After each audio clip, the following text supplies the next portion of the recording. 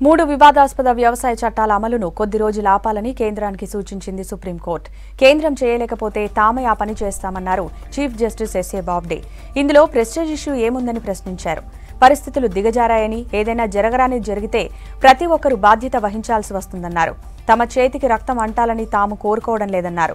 సమస్యను ప్రభావవంతంగా డీల్ చేస్తున్నట్టు కనిపించడం లేదన్నారు జస్టిస్ బాబ్డే. రక్తపాతం జరిగితే ఎవరు బాధ్యత వహిస్తారని ప్రశ్నించారు. ఢిల్లీ సరిహద్దుల నుంచి ఆందోళన చేస్తున్న రైతులను తరలించాలని దాఖలైన పిటిషన్లు, అలాగే 3 వ్యవసాయ చట్టాలను సవాల్ చేస్తూ దాఖలైన పిటిషన్లపై విచారిస్తోంది Supreme Court. Chief justice SA Bobde నేతృత్వంలోని బెంచ్ చట్టాలను విచారిస్తోంది.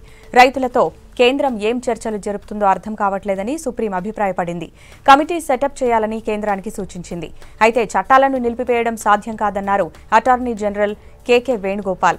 ఏ చట్టమైనా రాజ్యాంగ నిబంధనలకు విరుద్ధంగా ఉంటేనే కోర్టులకు నిలిపేసే అధికారం ఉంటుందన్నారు. కొత్త చట్టాలపై దేశం సంతృప్తిగా ఉందని, 2-3 రాష్ట్రాల వారే ఆందోళన చేస్తున్నారని కోర్టుకు తెలిపారు.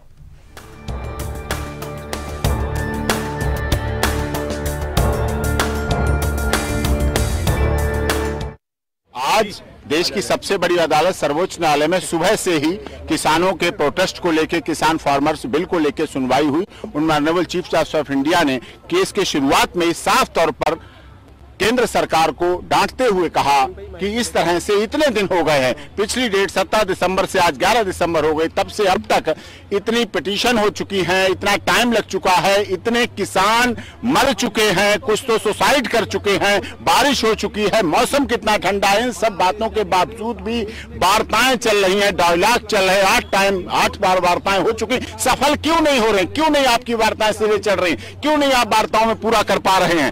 इस तरह से उन्होंने केंद्र सरकार के लिए कहा और उन्होंने ये भी कहा कि हम इन कानूनों पर रोक लगाने के ऑर्डर पास करने जा रहे हैं, ऑर्डर पास करेंगे जिससे रोक लगाई जा सके। और उन्होंने हम लोगों के माध्यम से, पिटीशन के माध्यम हम लोगों से भी कहा कि आप चीफ जस्टिस ऑफ इंडिया की तरफ से ये बात कहिए, धरना स्थल पर, प्रदर्शन पर जो महिलाएं हैं, वृद्ध महिलाएं हैं, बुजुर्ग हैं, वृद्ध लोग हैं, बीमार लोग हैं, वो यहाँ ना धरना स्थल पर ना बैठे, घरों में बैठे, क्योंकि जिससे मौतों की संख्या बढ़ रही। जब मैंने ये कहा कि 65 मौतें हो चुकी हैं, बहुत से लोग उनमें सुसाइड कर चुके हैं, और किसान अन्नदाता है, जब कहा जाता है अन्नदाता है और प्रथम विधाता है, तो उसके बाद किसान की बात क्यों नहीं मानी जा रही? किसान को क्यों नहीं इसमें रिलीफ दी जा रही? किसानों के भले का कानून है, तो किसान ही जब उसका विरोध कर रहा है, तो आप इस किसानों के कानून को रोक दें, उस पर रोक लगा दें। रोक लगाना आवश्यक है। इससे फिर अटॉर्नी जनरल तरफ से कहा गया कि 26 जनवरी को 2000 ट्रैक्टर आ जाएंगे दिल्ली में।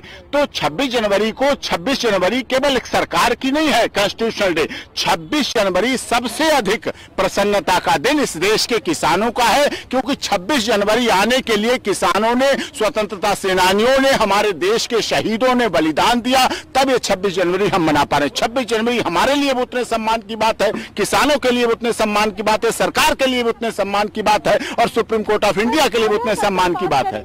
ज्वाइंट कमेटी को और ज्वाइंट कमेटी को लेकर उन्होंने कहा है कि हम ज्वाइंट कमेटी का भी गठन करेंगे, जिससे ज्वाइंट कमेटी बने और वो किसानों के कुछ 400 संगठन है, 500 संगठन है, कितने संगठन है, अक्रॉस द इंडिया धरना प्रदर्शन चल रहे हैं। दिल्ली के बॉर्डर पे तो दिख रहे हैं कुछ, लेकिन पूरे देश में धरना प्रदर्शन चल रहे हैं। तो उन धरना प्रदर्शन को करते हुए, उन सब बातों को लेते हुए एक ज्वाइंट कमेटी बनाएंगे कि उसमें ज्वाइंट कमेटी में उनकी बात रखी जाए, उनको समझा जाए, उनकी बात हो, जिससे सारा कुछ समाधान निकाल सके। उन्होंने कहा मैं चाहता हूं इस समस्या का समाधान हो। बहुत प्रसन्नता की बात थी कि honourable supreme court of India के चीफ जस्टिस ने कहा कि हम इस समस्या का समाधान